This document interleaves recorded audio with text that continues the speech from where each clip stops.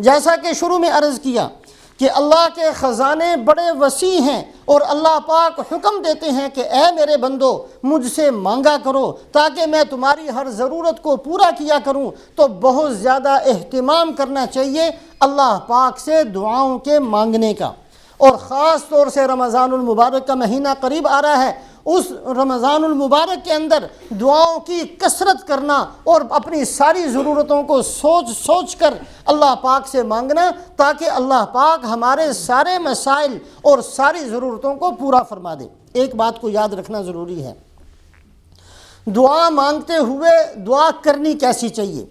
عام طور پر ہم لوگ اپنی زبان کے اندر دعائیں مانگتے ہیں، اللہ تو ہر زبان کو سمجھتے ہیں، لیکن ہم اپنی دعاؤں کے اندر چونکہ ہمارا علم ناقص ہے، ہماری عقل ناقص ہے، ہماری سمجھ ناقص ہے، لہٰذا جو دعائیں ہم اپنی زبان یا اپنی عقل اور اپنے علم سے مانگیں گے وہ دعائیں بھی ناقص ہوں گی۔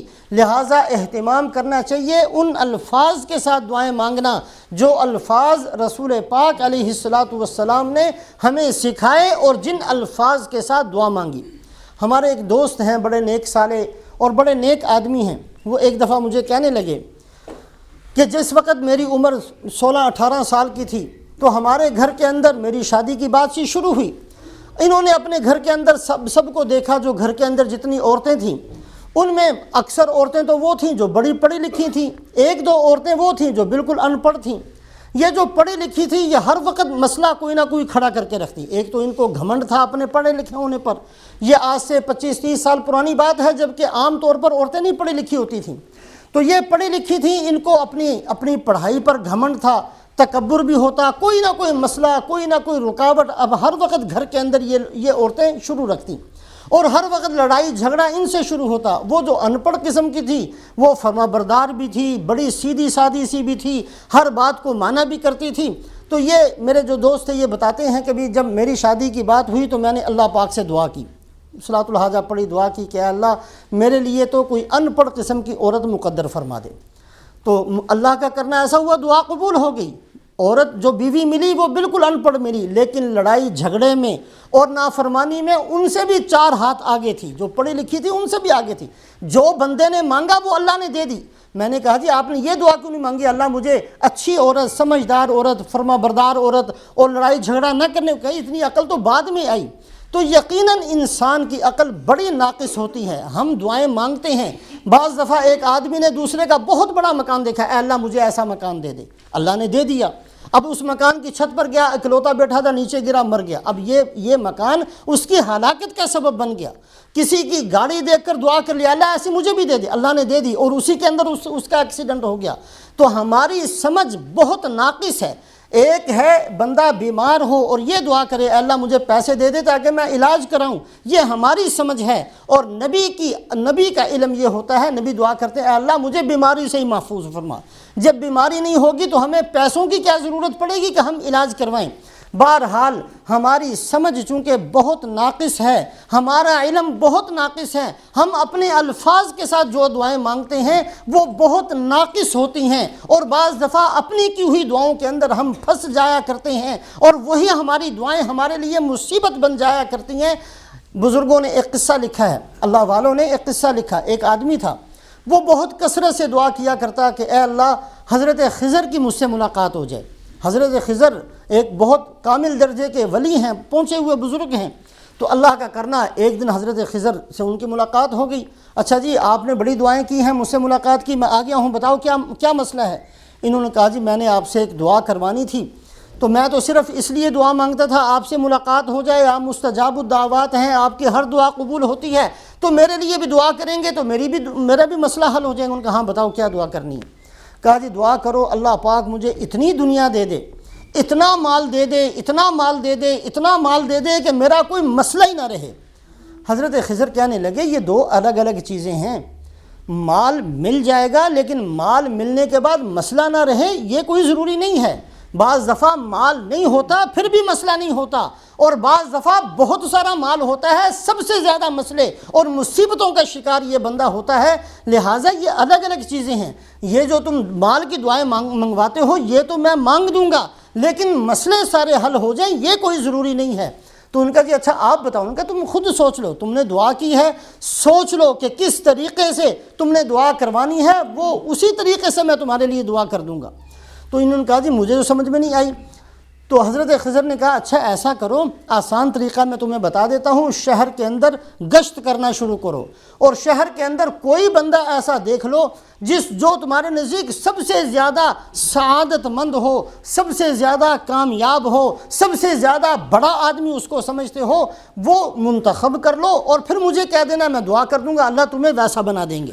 اب اس نے جو ہے سارے شہر کا چکر لگانا شروع کیا، ایک ایک بڑے سے بڑے چودھری کے پاس جاتا، بڑے سے بڑے اچھے آدمی کے پاس جاتا، بڑا کامیاب جس کا ڈنکا بجتا تھا اس کے پاس جاتا، اور جا کر کہتا جی آج اگر میں یہ دعا کروں اللہ مجھے تمہارے جیسا بنا دیں تو کیا خیال ہے؟ ان کا وہ خدا کے لیے یہ دعا نہ کرانا، اللہ کے بندے مجھ سے زیادہ پریشان تو دنیا میں کوئی نہیں ہے، تو میں یہ ظاہری ٹیپ ٹاپ کو نہ دیکھو، یہ ظاہر میں نظر آ رہا ہوں، بڑا چودھری آدمی ہوں، اگر میری اندر کی حالت دیکھو گے تو تم کبھی بھی یہ دعا نہیں کرو گے۔ آخر وہ کرتے کرتے کرتے کرتے ایک بہت بڑے مالدار کے پاس پہنچا، اس کے غلام آگے پیچھے اور بڑی شان و شوکت سے تخت کے اوپر بیٹھا ہوا جا کر کہنے لگا کہ بھی میں دعا کروانا چاہتا ہوں اللہ مجھے تیرے جیسا بنا دے۔ تو اس نے کہا دیکھو ہرگز یہ دعا نہ کرانا، اللہ کے بندے تم تو مجھے جانتے نہیں ہو، جو میری حالت ہے اگر تمہیں پتہ چل جائے تو تم اپنے اوپر تھوکنا شروع کر دو۔ انہوں نے کہا اللہ کے بندے اتنی شان و شوکت تمہاری، ایسا تخت تمہارا، اتنے غلام تمہارے، اتنا مال تمہارا، اتنا بڑا محل تمہارا، اور تم مجھے جو روکتے ہو وہ صرف اس لیے کہ جیلس ہوتے ہو، کہیں میں بھی تمہارے برابر نہ ہو جاؤں۔ اس نے کہا کہ اگر تم میرے اوپر یہ بدگمانی نہ کرتے تو میں تمہیں کبھی نہ بتاتا، اب چونکہ بدگمانی کرتے ہو اس لیے میں تمہیں بتاتا ہوں۔ مسئلہ یہ ہے کہ جب میں جوان تھا اس وقت میری شادی ہوئی اور مجھے اپنی بیوی سے بڑی محبت تھی، اور اس کے بعد وہ میری بیوی بیمار ہو گئی تو میں اس کے پاس تیمارداری کر رہا تھا۔ اس نے مجھے کہا کہ تم مردوں کی تو عادت ہوتی ہے میں مر جاؤں گی تم کسی اور سے شادی کر لو گے، تو میں نے کہا نہیں میں نے ایسا نہیں کرنا۔ تو بہرحال اس کو یقین نہیں آیا، اس کو یقین دلوانے کے لیے میں نامرد ہو گیا، اور اس کے بعد اللہ کا کرنا وہ بھی ٹھیک ہو گئی، اور اس کے بعد میں بھی میں کسی کام کا نہیں تھا، تو اس نے حرام کاری شروع کی، بدکاری شروع کی۔ یہ جتنی اولاد میرے نام سے منسوب ہے یہ میری نہیں ہے، میں صرف اس کو جانتا ہوں۔ یہ جتنا حرام ہے، یہ جو کچھ بھی ہے، کیسے میں رات کاٹتا ہوں اور کیسے میرا دن گزرتا ہے یہ میں بیان نہیں کر سکتا، یہ میں تمہیں ہرگز نہ بتاتا، اس لیے بتایا ہے کہ تم کہیں میرے اوپر بدگمانی کرتے تھے اور کہیں دعا نہ کروا بیٹھو۔ تو وہ بندہ حضرت خضر کے پاس جا کر کہنے لگا کہ جی جیسے اللہ نے مجھے رکھا میں تو ویسا ہی ٹھیک ہوں۔ یقیناً ہماری دعائیں ہمارا علم بہت ناقص، ہماری سمجھ بہت ناقص، بعض دفعہ ہم دعا کرتے ہیں اپنی عقل سے اور وہ دعا ہمارے گلے پڑ جاتی ہے، بعض دفعہ اپنے علم سے کوئی چیز مانگ لیتے ہیں وہی ساری زندگی کے لیے مصیبت بن جایا کرتی ہے۔ اس لیے دعائیں مانگنا بھی انبیاء سے سیکھنا۔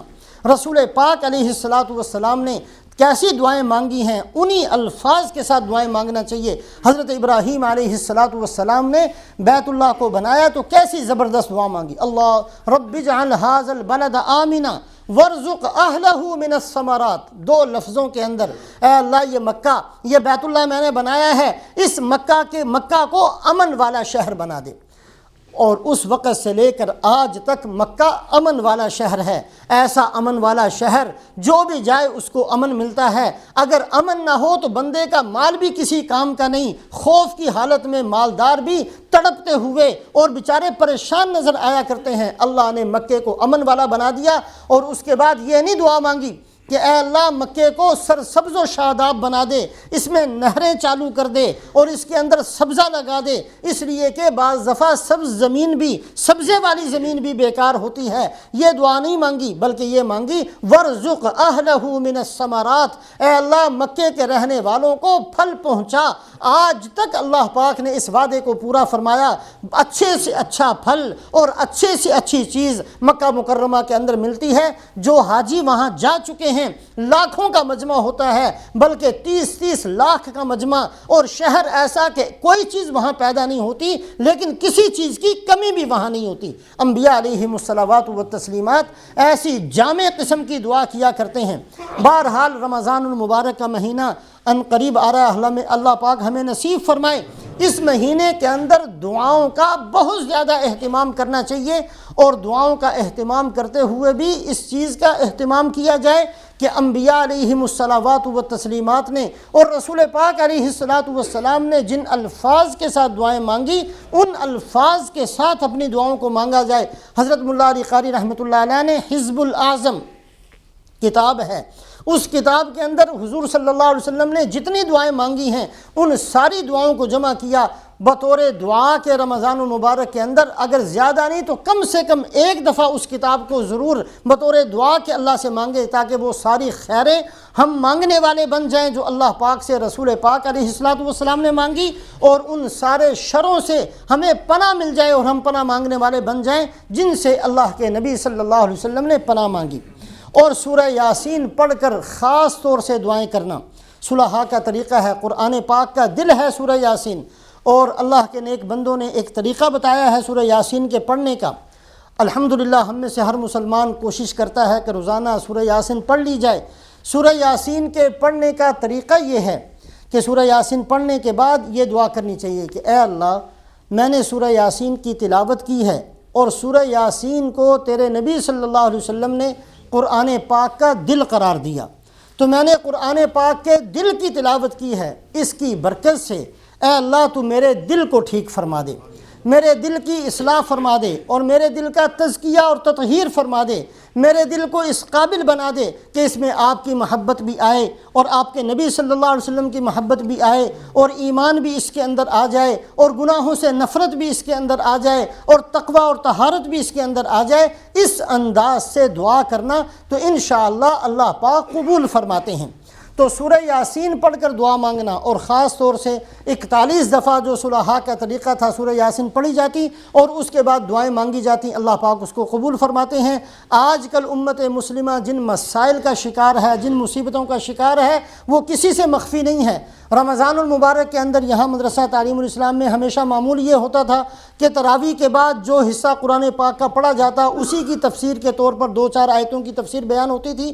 اس دفعہ رمضان المبارک کے اندر بیان نہیں ہوگا، بلکہ تراویح کے بعد نفلوں سے فارغ ہو کر سورہ یاسین سارے کے سارے ساتھی پڑھیں گے، اور اجتماعی دعا ہوا کرے گی۔ اللہ پاک ہمارے مسائل کو بھی حل فرما دے، امت مسلمہ کی مدد فرما دے۔ جن گناہوں کی وجہ سے ہم مصیبتوں کا شکار ہیں، اللہ ان گناہوں کو معاف فرما کر فضل کا اور کرم کا معاملہ فرما دے۔ اللہ پاک ہمارے ایمان کی، ہماری عزت کی، آبرو کی، ہماری دنیا کی، آخرت کی، ہماری جنت کی اللہ پاک حفاظت فرمائے۔ تو انشاءاللہ رمضان المبارک کے اندر اس چیز کا اہتمام ہوگا۔ اللہ پاک ہم سب کو عمل کی توفیق نصیب کرے۔